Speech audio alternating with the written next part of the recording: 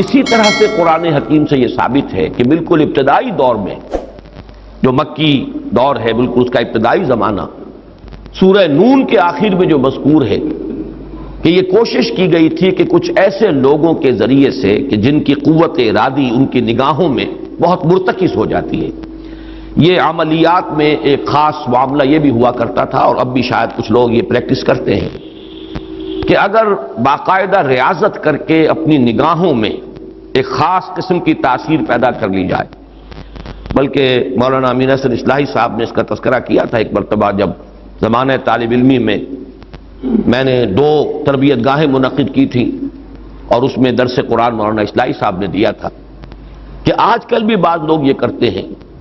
کہ رات کے پچھلے پہر اٹھ کر نہا دھو کر سفید براق کپڑے پہن کر پھر بیٹھتے ہیں اور کسی بالکل سفید کاغذ پر ایک چھوٹا سا نقطہ لگاتے ہیں اور پھر نگاہوں کو اس پر جمانے اور مرتکز کرنے کی مشق کرتے ہیں۔ کتنی دیر تک پلک جھپکے بغیر آپ اس نقطے کو دیکھ سکتے ہیں۔ اگر یہ مشق کی جائے، یہ ایکسرسائز کی جائے، یہ ریاضت کی جائے تو آنکھوں میں ایک ایسی چمک پیدا ہو جاتی ہے کہ اگر گھور کر کسی کو دیکھا جائے تو اس کی قوت ارادی کو آپ مزمحل کر سکتے ہیں، وہ ایک دم دبا ہوا محسوس کرے گا اور آپ کا غلبہ اس کے اوپر ہو جائے گا نفسیاتی اعتبار سے۔ اسی طریقے کا کوئی عمل تھا جو نبی اکرم صلی اللہ علیہ وسلم پر بھی آزمایا گیا تھا۔ لَيَزْلَقُونَكَ، یہ آیا ہے سورہ نون کے آخر میں، بِأَبْصَارِهِمْ لَمَّا سَمِعُوا الذِّكْرَ، یہ لوگ چاہتے ہیں کہ اپنی نگاہوں کے ذریعے سے آپ کو پھسلا دیں، آپ کے قدم ڈگمگا دیں، آپ کی قوت ارادی کو کچل دیں۔ لما سمعوا الذکر ویقولون انہ لمجنون، جس وقت کہ سورہ نون کے آغاز میں بھی آیا ہے تذکرہ کہ حضور کو کہا گیا کہ آپ کو جنون کا کوئی عارضہ ہو گیا ہے یا آپ پر کوئی آسیب آ گیا ہے، اور آخری آیت بھی جو ہے وہ آخری حصے میں پھر اسی کا یاد آیا، وَإِنَّهُمْ لَيُزْلِقُونَكَ بِأَبْصَارِهِمْ لَمَّا سَمِعُوا الذِّكْرَ وَيَقُولُونَ إِنَّهُ لَمَجْنُونٌ وَمِنْ شَرِّ حَاسِدٍ إِذَا حَسَدَ، اور حسد کرنے والے کے حسد سے جبکہ وہ حسد کرے۔ اب حسد کے ساتھ ہی نوٹ کر لیجئے، اگرچہ یہاں تو مذکور نہیں ہے، یہ نظر کا لگ جانا، عین العین حق، بعض روایات میں آیا حضور نے فرمایا اس کے اندر اثر ہے۔ انسان کسی حاسدانہ نگاہ کے ساتھ کسی پر نگاہ ڈالتا ہے، اس میں زہر ہے، یہ نگاہیں مسموم ہیں، اس میں زہر ہے موجود، سمی اثرات ہیں اور اس کے اثرات میں تو پڑتے ہیں۔ اور یہ جیسا کہ میں عرض کر رہا تھا کہ جدید دور میں جادو کے لیے بھی مثلاً حضور کے بالوں کی ضرورت پڑی،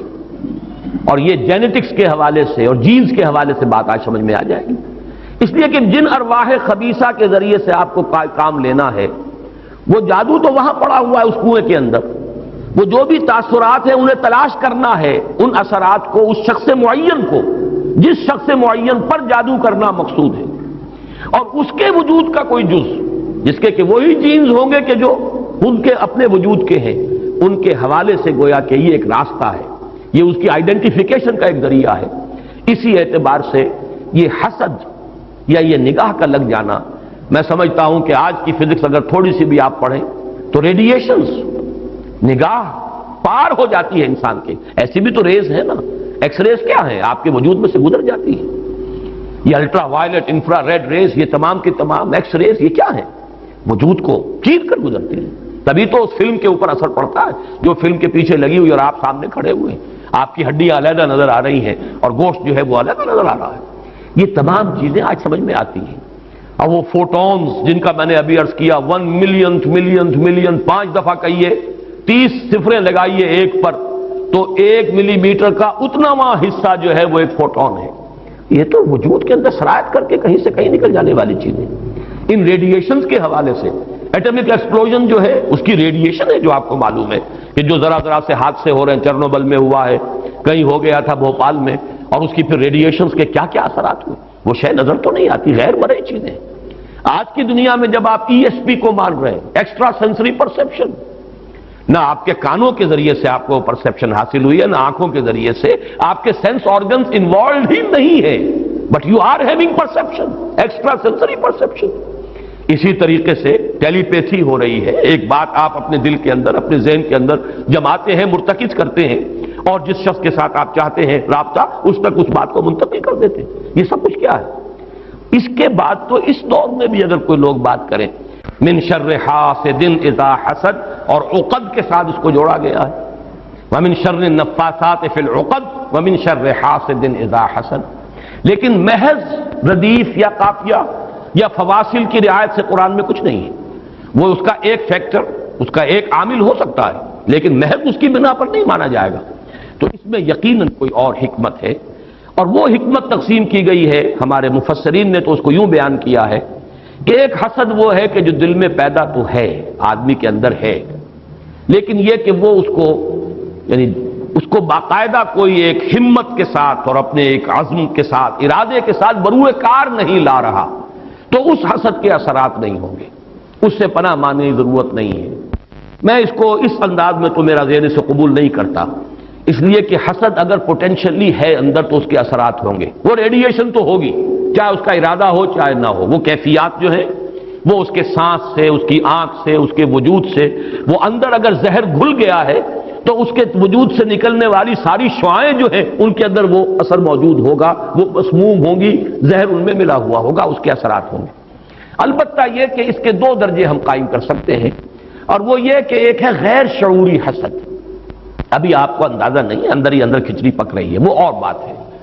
لیکن جب یہ اس درجے کو پہنچ جائے کہ شعور کی سطح پر آ جائے، آپ کسی کی برائی چاہنے لگیں بالفعل، آپ چاہیں کہ اس کے اندر اگر یہ فضیلت کی بات ہے تو یہ سلب ہو جائے، اس کو پاس اگر یہ نعمت ہے تو یہ نعمت اس سے چھن جائے، مجھے مل جائے، یہی ہے اصل میں جس کو غبطہ اور حسد کا فرق کہا جاتا ہے۔ اور ایک جگہ پر حضور نے ایک حدیث میں لفظ حسد استعمال کیا ہے، لیکن مراد اس سے غبطہ ہے۔ لا حسد الا فی اثنین، کوئی حسد نہیں کیا جانا چاہیے سوائے دو اشخاص سے،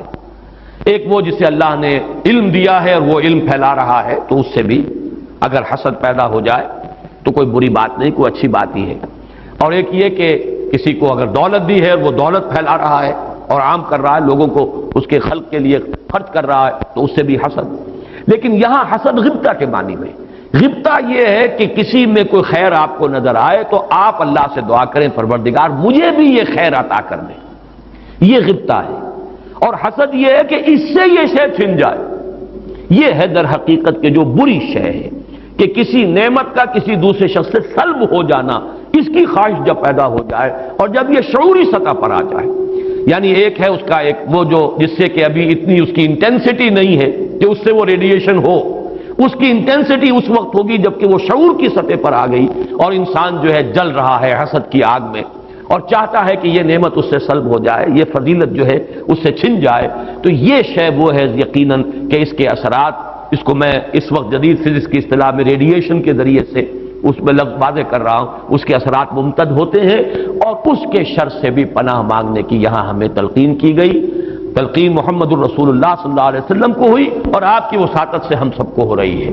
قل اعوذ برب الفلق من شر ما خلق ومن شر غاسق اذا وقب ومن شر النفاثات فی العقد ومن شر حاسد اذا حسد۔ میں جب بھی یہ سورت پڑھتا ہوں تو اگرچہ یہ کہیں مجھے یعنی کوئی معصور تو یہ شے نہیں ملی ہے، لیکن اس کے فوراً بعد بالکل کسی تصنع کے بغیر میرے یہ الفاظ بھی زبان پر آ جاتے ہیں، اللہم انی اعوذ بک یا رب الفلق من شر ما خلقت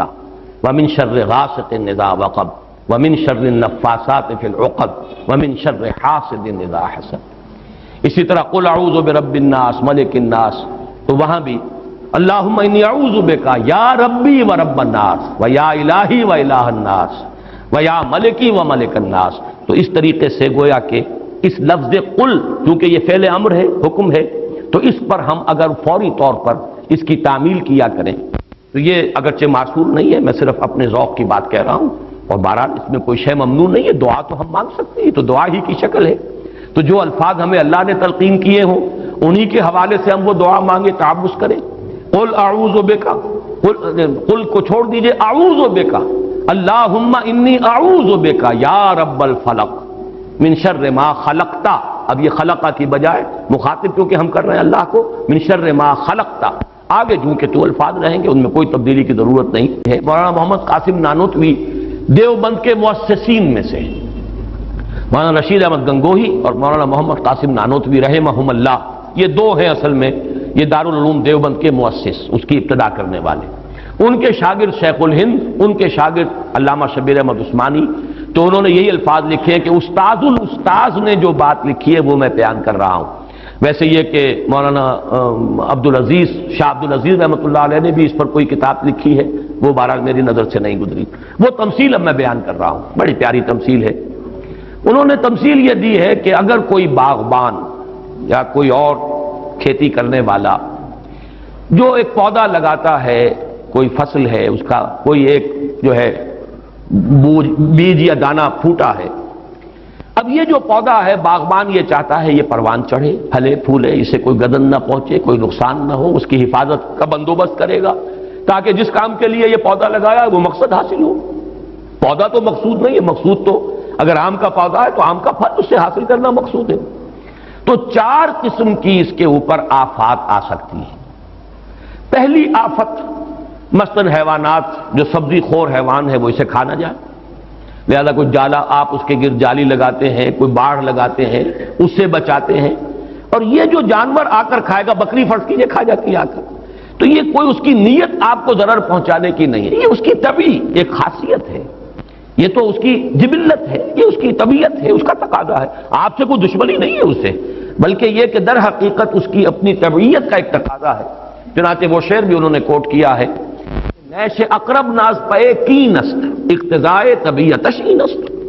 بچھو جو ڈنک مارتا ہے تو یہ آپ سے کوئی دشمنی اسے نہیں ہے،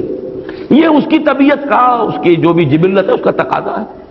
سانپ کے بارے میں بھی آپ کو معلوم ہے کہ عام طور پر اگر اس کو آپ کوئی نقصان نہ پہنچائیں، پاؤں پڑتا ہے سانپ پر تو وہ ڈنک مارتا ہے اور ڈستا ہے، ورنہ عام طور پر وہ حملہ نہیں کرتا، یہ اس کے دفاع کا ایک جز ہے، اس کی خلقت کا ایک جز ہے۔ ایک خطرہ تو یہاں سے آیا، آپ نے باڑ لگا دی، آج کل جو ہے جالی لگا دی جاتی ہے لوہے کی۔